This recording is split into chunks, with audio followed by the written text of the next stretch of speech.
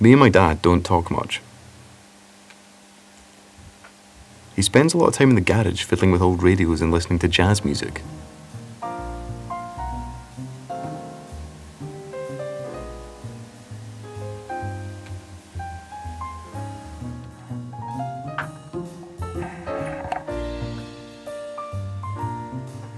I've decided to make a film about him to find out why we don't talk.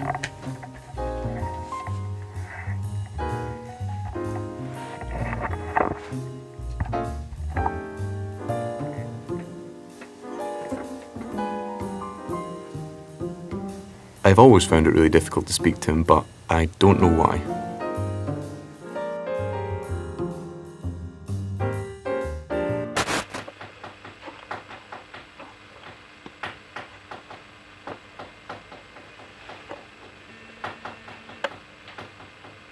That's it, you're a wee pixin. That's it. Yes. There you are. What do you say? Halloween? Right. I don't really know much about him. I know he likes stamps. Is it just Christmas that you do this, or is it? Well, I like to have a holiday at Christmas to do them, because it's a good way to relax. We really don't talk about anything. He rarely mentions his family. In fact, I don't think I know anything about his dad, my grandpa. Maybe I'll try and make a film about him to learn about my dad. Yeah, I was thinking about doing my graduation film on trying to find out about Grandpa's life. Yeah, which grandpa's this? Grandpa Cowles? Or your other granddad? Grandpa Cowles. Yeah, his life. Well, yes, what about it?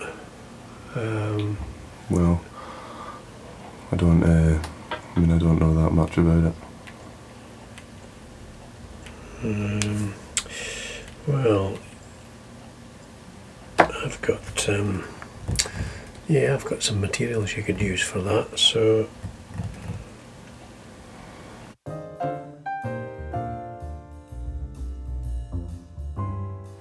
I received some pretty incredible photos that indicated my grandpa worked in Egypt and was in the army, but my dad wasn't really giving much away, so I reached out to his family for answers. Hello? Hi, is that Deborah? Yeah, speaking. Yeah, hiya. It's Duncan here, like your nephew Duncan. Hello Duncan, how you doing? I'm good, thanks, yeah, how are you? Good, I am fine. Good. I'm just phoning, sorry for phoning out of the blue. Okay. I'm just wondering, I'm doing a film at the moment, and I'm sort of phoning around people, asking if they'd be able to help me out, but if you can't, then it's not a huge problem. It's just sort of doing a bit of research and that sort of thing. My Auntie Deborah I'd met a couple of times when I was younger, but I can't really remember much.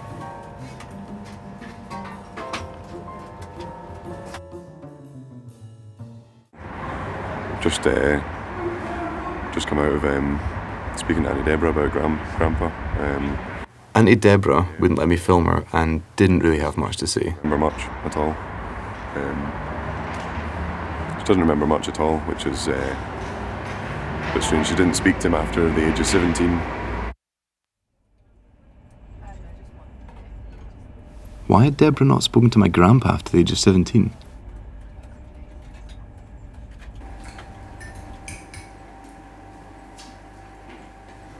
I was beginning to think my grandpa could have something to do with the reason my dad and I don't talk.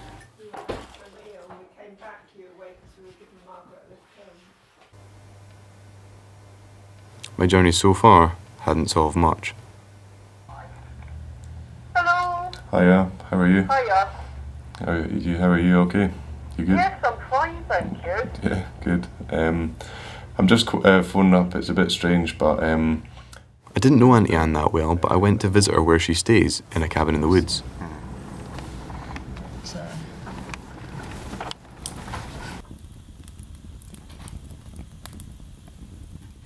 would you describe him as like a sort of family man? I think so. Yeah, I mean, I think as much as he could be. The first thing I learned from her was that my grandpa had a filmmaking hobby. Is cine films, and I have it. I've got it here. I'll show you it. I would have thought my dad might have mentioned that, but... Oh, film, yeah.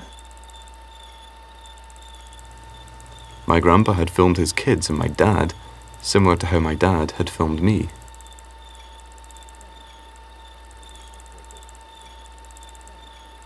Then, Anne revealed something about my grandpa which might go some way to explaining why my dad doesn't talk. It's a very difficult one to talk about, and it's difficult within the family because we were all on different receiving ends of it. My mum was on the front line. we could hide in the background, I think, to a certain extent. He drank. We were hearing the elder brothers and sisters trying to reason and, you know, doing everything that they can to try and help. And all we could do as the younger, you know, myself and Deborah, was probably to shut the door. Steve had to try and confront it because he was, remember, he's the the main man. He's the one that's the responsible one now. I didn't hate my father because of it.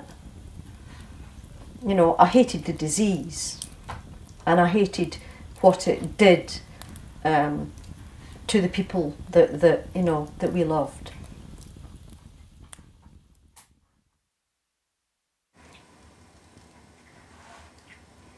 And it's sad. It was I don't know. I miss him. I wish he was still here.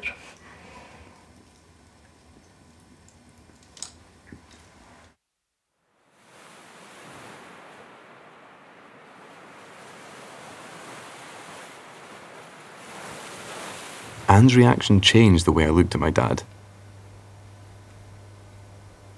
and made me feel the need to speak to him even more whilst I still can. Anne can't talk to her dad anymore. I should still be able to talk to mine. Hi, Dunk. It's Dad here. I need to know what you're doing next week, if you're going to Susan's or not, and how you're getting there. It's just that there's been a death in the family. Auntie Dot's died, so I'll probably be travelling down to Yorkshire on the 19th. Auntie Dot, my grandpa's last remaining sister, died, so I wouldn't be able to interview her. I never knew her, but my dad was going to the funeral in Yorkshire and offered to take me to Auntie Susan's at the same time. When you get the message, and we can discuss options if there is any. Okie doke. See you soon. Cheers. This was the perfect opportunity to bond and speak to my dad again about his father.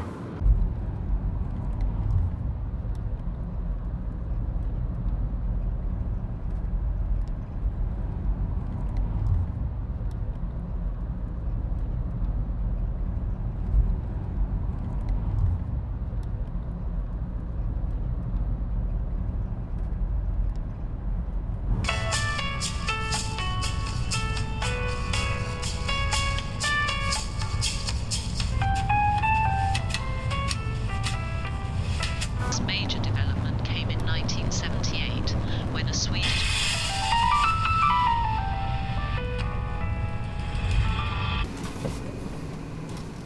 I just couldn't do it. I've no idea why. I'll have to continue with Auntie Susan first. I know her the best out of all the aunties, as she comes up to visit sometimes when we go to Pizza Express. Maybe she could help me learn more about the man that potentially caused all this silence. I was perhaps 6 or 7 years old, and we used to have birthday parties, and we played all the traditional party games, and there was lovely party food, and then at the end the daddies would come And I remember being delighted that my dad was this charming man who invited them in and, you know, offered them a drink and so on. But equally, I have a memory of when I was probably about 4 years old, having to walk down the town with my dad. And he was holding my hand and he ended up just pulling and pulling me along, and I was crying and saying, "You're going too fast, you're going too fast, I can't keep up." And he wouldn't slow down. He kept saying, "No, you'll have to hurry, come more quickly."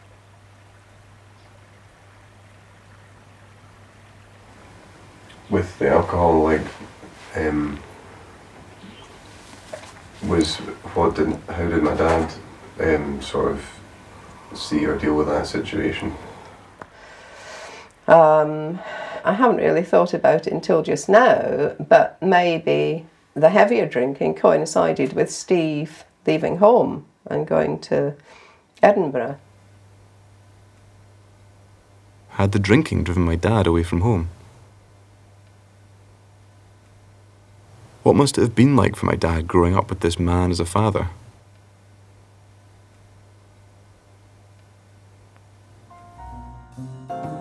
"600 miles away was my grandma, who divorced my grandpa a few years before he died. I can't speak to my dad, so maybe she can tell me.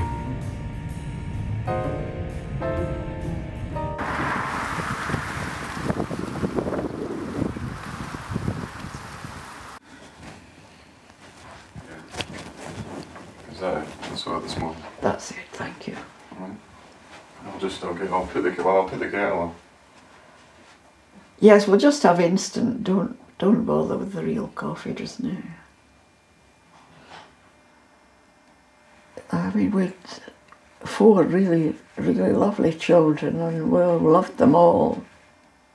This was after Steve was born, after your father was born, at the baby stage. And we'd only got sort of halfway along, walked along the beach, and he looked at me and he said, "What's all that stuff you've got on your eyelashes?" I think it was blue mascara I had on. I think it was the fact it was blue that he didn't like. He said, "Oh, go and wash that off." So, and I, like an idiot, went and washed it off. And I thought, why am I doing this? Suddenly now, you know, we've been married, you know, we've been engaged and been with each other and we've got a child. What am I doing washing off the... I've always worn makeup. I thought, why am I doing this? And that was the first sort of thing. It did become, you know, a bit sort of Jekyll and Hyde character as the years went on. My grandma allowed me to see how my grandpa had affected the whole family. Really, I think he... Through an inability to communicate to them properly, he'd driven them all away in some way or another. Yeah, I would make food and it'd be probably still keeping warm in a low oven the next morning, you know, and neither of us were happy. So that was it. What would you do? If you could speak to him now, would you say anything to him?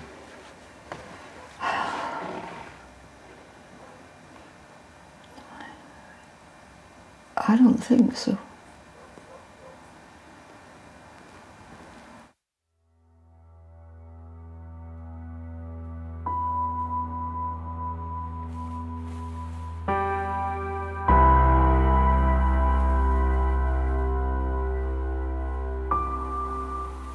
When I started making this film, I had a dream about my grandpa. He was standing in a shipyard and I asked him if he minded me making this film. He smiled and nodded, saying he thought it was a good idea.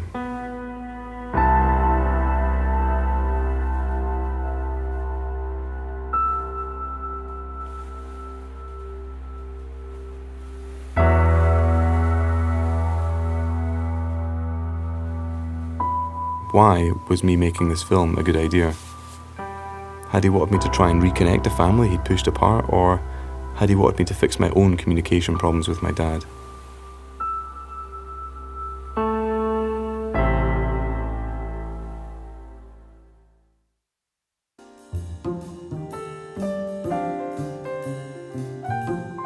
natural reaction at this point in the film is to take responsibility myself for not talking.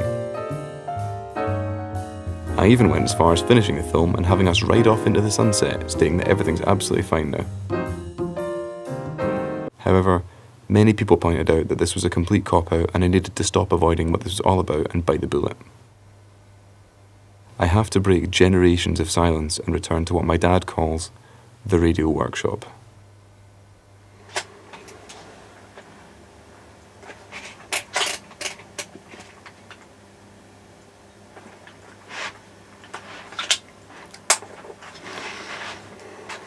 Hope my hair's alright. I've not got a shirt on. So you and your dad bonded over radio? Yeah, I think so.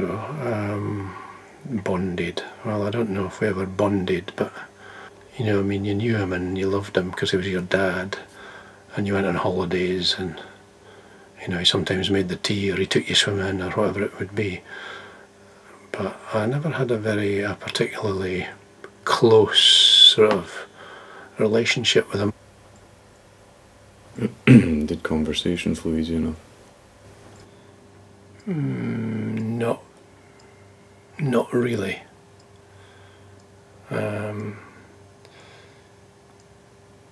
Not really, no. Why would that be?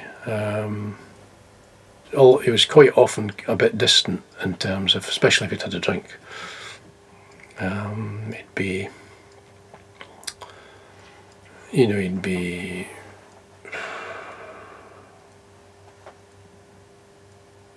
I don't know, he seemed a bit lost somehow.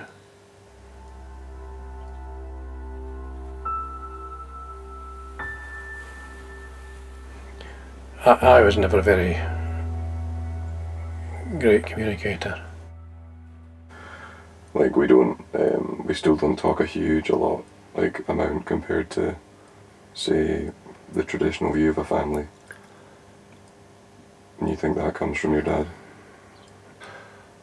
I don't know. I always thought that I was communicating, but I never was.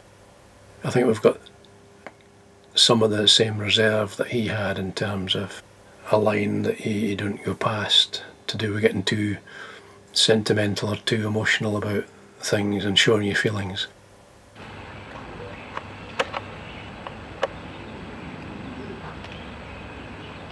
It says it's recording, but I don't know if the tape's started. Give a wee wave.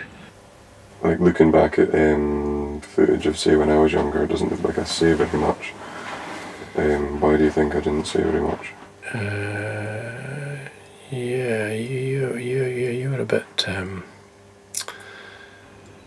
You seem to get have more shyness. I don't know why that would be.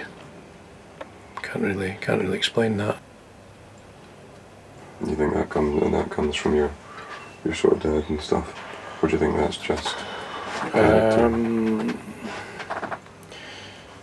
I mean, I think it's quite a good theory that, you know, maybe his lack of any overt sort of emotional behaviour was probably, you know, you could probably imagine that would influence how you behaved, and in a sense you might have seen that was how I behaved and felt that was, you should be doing the same. I don't know. So that's why you've got what you've got.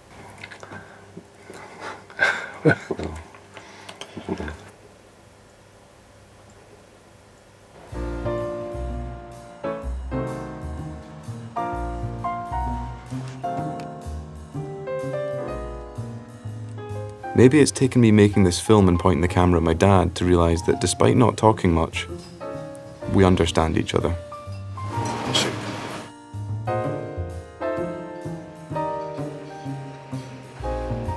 I've now begun looking at our silence in a different way.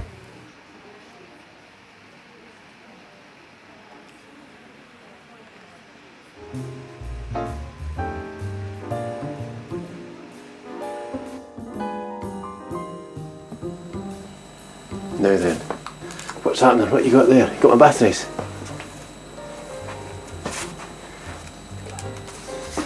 this way for them. Yeah, come on then. Set the action shots. Yeah. Now what have you got to say about that? Batteries. Hmm? Go and get them then. Oh. Did you get them? Don't open them up now. Your dad does that. We're going to go down for Dins next. Not long till Dins now. Duncan. Duncan. Oh. Duncan.